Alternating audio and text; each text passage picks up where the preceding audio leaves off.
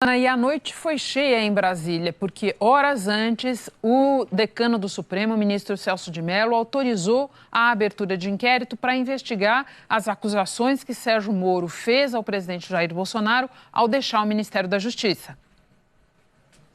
E o ministro Celso de Mello, Renata, foi contundente ao afirmar que é possível que o presidente da República responda à ação penal por possível crime que tenha cometido.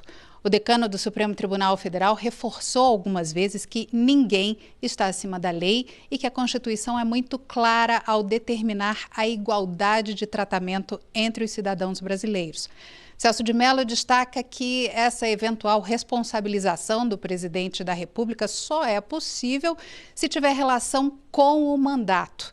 O ministro entendeu que é disso que se trata e lembrou ainda que, se o Ministério Público, ao fim da investigação, apresentar denúncia contra Bolsonaro, a Câmara precisa autorizar a instauração da ação penal. Mas essa autorização não é necessária para abrir o inquérito. O ministro do STF deu 60 dias para a Polícia Federal tomar o depoimento de Sérgio Moro. O ministro Celso de Mello não incluiu na decisão nenhum crime que supostamente tenha sido cometido por Bolsonaro. O procurador-geral da República, Augusto Aras, citou no pedido de abertura de inquérito pelo menos 6. O procurador também disse que, se Moro não provasse as acusações, poderia ser acusado por denunciação caluniosa e crimes contra a honra. Celso de Mello não citou possíveis crimes de nenhum dos dois. E a gente separou alguns trechos dessa decisão.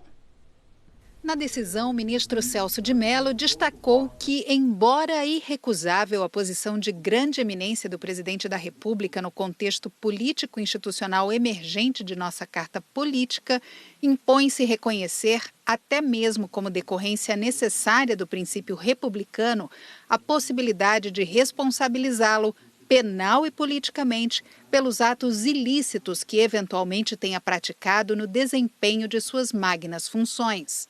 O ministro afirmou que o presidente da República, que também é súdito das leis como qualquer outro cidadão deste país, não se exonera da responsabilidade penal emergente dos atos que tenha praticado, pois ninguém, nem mesmo o chefe do Poder Executivo da União, está acima da autoridade da Constituição e das leis da República.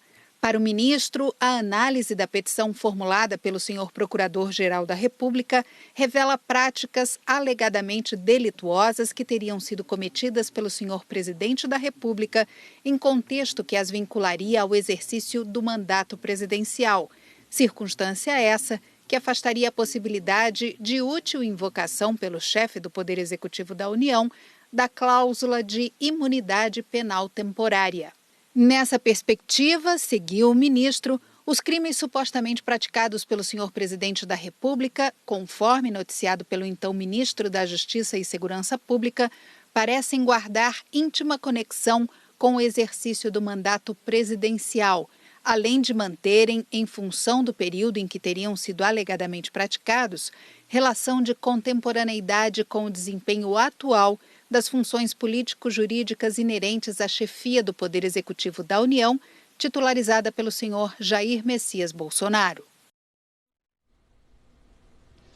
O ministro Celso de Mello também pediu ao Procurador-Geral da República que se pronuncie sobre o pedido do senador Randolfo Rodrigues, do Partido Rede e Sustentabilidade, para que a polícia apreenda o celular da deputada Carla Zambelli. Sérgio Moro apresentou um print de uma conversa com a deputada em que ela pede que Moro, que ainda era ministro, aceitasse a troca no comando da Polícia Federal e diz que ela se empenharia em ajudá-lo a conseguir a indicação para uma vaga no Supremo Tribunal Federal.